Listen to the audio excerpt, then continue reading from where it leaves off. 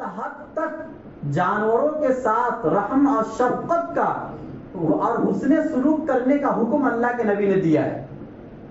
رہا مسئلہ یہ کہ ان قربانیوں کے دنوں میں ہم جانوروں کو ذبح کیوں کرتے ہیں، اس پر پہلا اعتراض یہ ہوتا ہے کہ اتنے جانوروں کو آپ ذبح کر دیتے ہو، اس سے کہیں زیادہ بہتر ہوتا کہ آپ غریبوں کو پیسہ دے دیتے تاکہ غریبوں کا نفع ہو جاتا، بھلا ہو جاتا۔ اس کا جواب یہ ہے کہ ہم قربانی پورے سال نہیں کرتے ہیں، صرف کتنے دن کرتے ہیں؟ 3 دن۔ اگر ان 3 دن کے علاوہ کوئی قربانی کرے گا اس کو قربانی نہیں کہا جائے گا۔ جیسے حج صرف ان 5 دنوں میں کرتے ہیں، اس کے علاوہ اگر کوئی میدان عرفات میں جائے گا اس کا حج مانا جائے گا؟ نہیں مانا جائے گا۔ اور غریبوں کا خیال اسلام میں پورے سال ہے، زکوٰۃ کا حکم، صدقات کا حکم، خیرات کا حکم۔ قرآن کی آیتوں میں جتنی جگہ نماز کا حکم ہے اتنی جگہ غریبوں کے خیال کرنے کا حکم ہے۔ جگہ جگہ پر ہر صفحے پر آپ کو ملے گا کہ ایمان والے وہ ہیں جو خرچ کرتے ہیں، تقوی والے وہ ہیں جو خرچ کرتے ہیں، اصل ایمان والے تو وہ ہیں جو زکوٰۃ دیتے ہیں۔ تو زکوٰۃ، خیرات اور صدقات کا حکم اور اس کے علاوہ کسی غریب کے خیال کرنے کا حکم اسلام میں ان قربانی کے عمل سے زیادہ تاکید آئی ہے۔ لہذا اور جہنم میں جانے والے وہ لوگ بھی ہوں گے، سورہ مدثر میں اللہ نے فرمایا جو غریبوں کو کھانا نہیں کھلاتے ہیں۔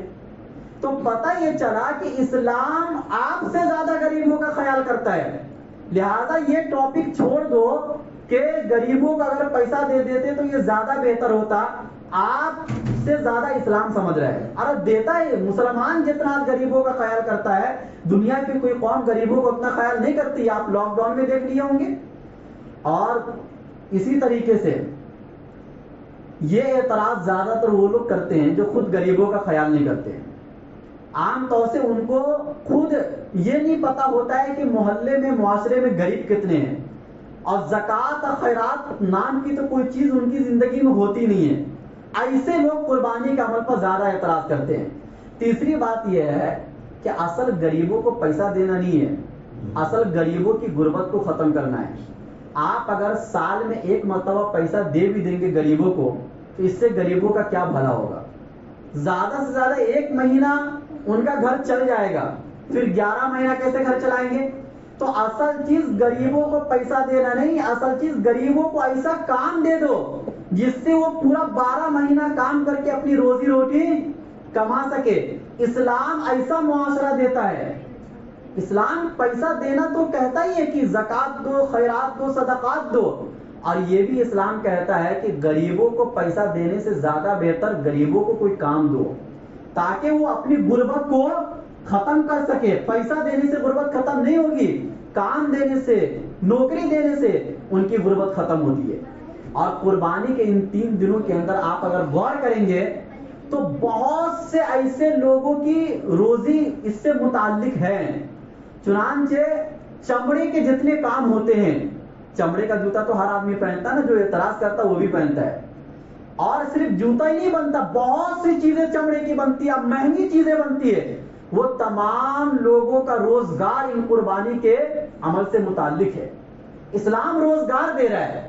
اسی طریقے سے جانوروں کو جو لوگ بیچتے ہیں ان کی روزی روٹی ان 3 دنوں میں بہت اچھی خاصی ہو جاتی ہے۔ اسی طریقے سے پھر بہت سے ایسے لوگ بھی ہوں گے جو لے کر آنے جانے کا کام کریں گے، غریب مزدور لوگ جو لے کے آنے جانے کا یا گوشت کاٹنے کا کام کریں گے۔ ان تمام لوگوں کو روزگار مل جاتا ہے ان 3 دنوں کے اندر، اور اس کا فائدہ پھر پورے سال ہوتا ہے۔ اگر آپ اس کی حکمت پر غور کریں گے تو پھر آپ کو پتا چلے گا کہ کتنا اہم عمل ہے۔ دوسرا اعتراض، لہذا یہ والا اعتراض کہ پیسہ غریبوں کو دے دو یہ زیادہ بہتر ہے، یہ اعتراض ختم ہو گیا کہ بھائی آپ سے زیادہ غریبوں کو پیسہ ہم دیتے ہیں، اور اسلام اس سے منع